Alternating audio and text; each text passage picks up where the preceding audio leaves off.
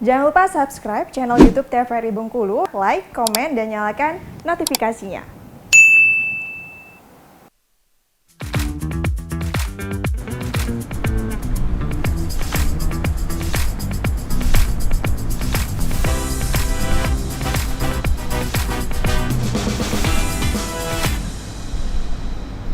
Balik lagi di Opini Obrolan Pagi ini masih dengan tema yang sama, yaitu wirausaha muda bersama dengan Mbak Sarah Entrepreneur.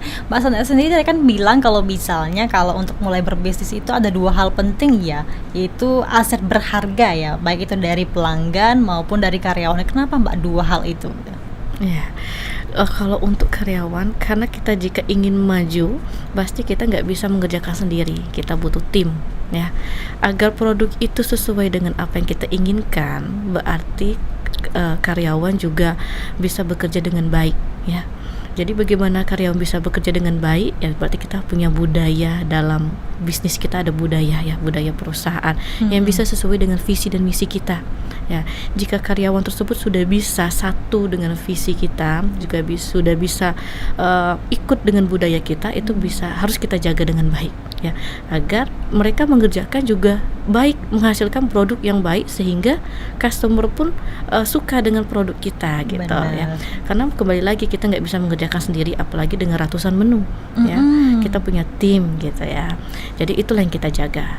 Begitupun dengan customer ya, customer yang loyal, customer yang baik itu juga merupakan aset untuk kita, karena promosi bukan tidak hanya di media sosial, tapi dari mulut ke mulut itu lebih baik gitu ya. Benar. Orang lebih percaya dari mulut ke mulut. Nah, jadi customer yang seperti itu harus kita jaga dengan baik. Terus juga dari segi pelayanan mungkin ya Mbak ya, kalau misalnya kita berbelanja dilayani dengan aman dan juga nyaman, mungkin itu juga tertarik kan ya untuk kita kembali lagi. Benar sekali. Itu, gitu kan. Nah kan sebenarnya kalau anak muda sekarang itu kan banyak ya mulai berbisnis gitu kan untuk menjadi entrepreneur. Tapi kan ada juga orang-orang yang memang mereka itu awal-awalnya aja nih ya rame, tapi semakin hari semakin nggak ada pelanggan. Itu karena apa biasanya faktornya?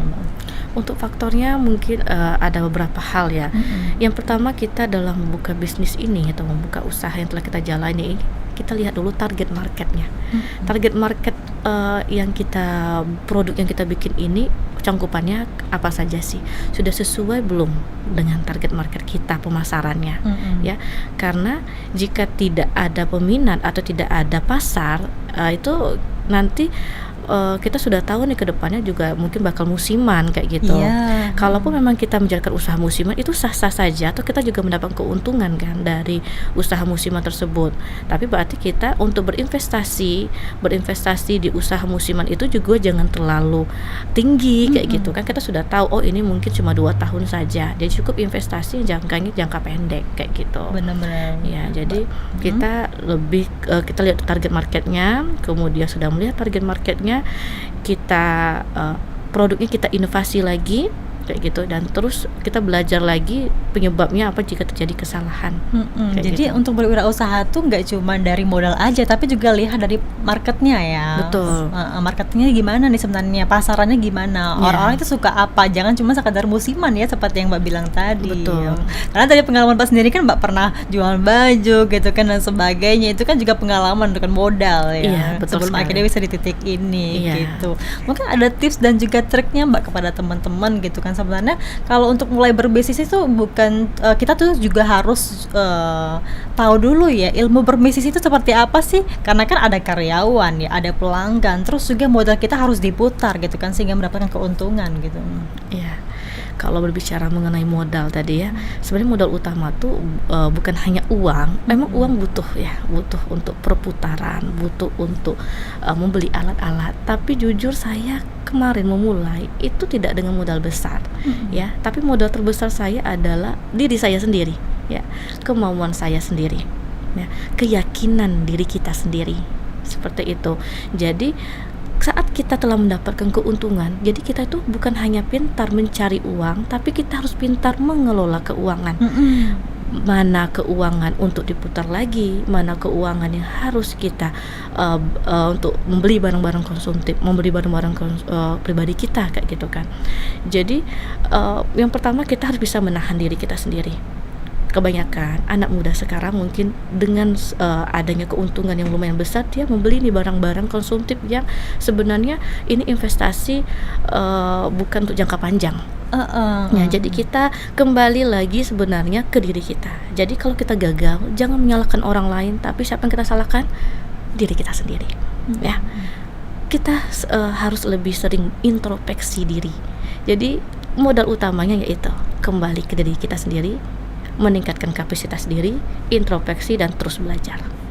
Dan juga memanage uang tadi ya, itu juga hal penting keuangan. dan juga kualitas diri sendiri. Makanya dari Mbak tadi bilang kalau misalnya Mbak sering banget ya kursus masak gitu kan, karena itu kan juga modal ya agar Betul. usaha kita berjalan dengan lancar. Nah, anak-anak muda sekarang itu sebenarnya untuk bermodal dan juga membuka usaha kebanyakan karena coba-coba ya, musiman. Akhirnya ya itu tadi, di awal rame, di akhirnya redup gitu kan. Sebenarnya kan itu juga dari bentuk pengalaman mereka juga sebenarnya kan untuk Betul. mulai berbisnis, tapi Ya. gagal dan juga usaha berjalan lancar itu ya resiko ya Mbak ya dalam Iya. berbisnis gitu. Ya, nggak apa-apa sih kalau misalnya mau mencoba musiman. Itu pun saat kita mencoba itu banyak sekali pengalaman yang tidak bisa kita dapatkan mungkin dengan kita mencoba di tempat lain misalnya kan.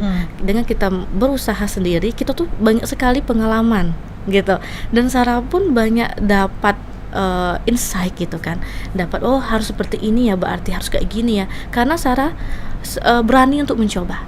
Iya. Kita ya sudah jalani aja dulu, ibaratnya gini ya, ibaratnya kita mau mandi. Jadi usaha itu kayak kita ibarat mau mandi. Oh iya, kita kan butuh sabun nih. Nah, kita kan butuh sikat gigi nih. Kita tahu kita butuh sabun dan sikat gigi setelah kita sudah di kamar mandi. Iya, Kayak iya gitu. benar-benar. Iya, jadi ya sudah, jangan takut, mulai saja dulu. Nggak apa-apa, mulai saja dulu. Pengalaman itu adalah ilmu yang paling berharga. Ya, jadi dicoba dulu. Kalau memang gagal ya sudah, biasa aja. Mumpung masih muda. Gitu. Karena Jadi- biasanya kita tuh mulai belajar ketika mulai berjalan ya Iya, pengalamannya. betul gitu. sekali. Sarah pun banyak pengalaman, banyak ilmu yang Sarah dapatkan itu ketika Sarah sudah terjun. Ya, jadi tidak belajar dulu baru terjun, tapi setelah Sarah terjun baru Sarah belajar. Kayak gitu. Tapi kalau untuk taktik marketingnya sendiri gimana tuh Mbak? Apalagi kan sekarang tuh sudah mulai kencang-kencangnya sosmed ya, dikit-dikit review dan sebagainya. Dari Mbak sendiri mungkin juga hal seperti itu juga dilakukan gitu ya? Iya, kita untuk sekarang alhamdulillah sudah ada tim kreator ya, videografer, desain grafis itu sudah ada. Jadi ya setiap hari itu bikin konten-konten yang menarik gitu, dengan foto yang menarik dan video yang menarik, agar customer tidak melulu langsung merasa kita tidak langsung menjual produk, tapi kita menjual dulu namanya soft selling gitu Iya, ya, iya. tidak hard selling. Jadi biar lebih menarik, customer tidak bosan. Benar-benar. Oke Mbak Sarah, kita jeda dulu. Nanti kita bahas lagi nih terkait dengan tema kita yaitu wirausaha muda. Pemirsa, kami akan kembali setelah jeda pariwara berikut ini.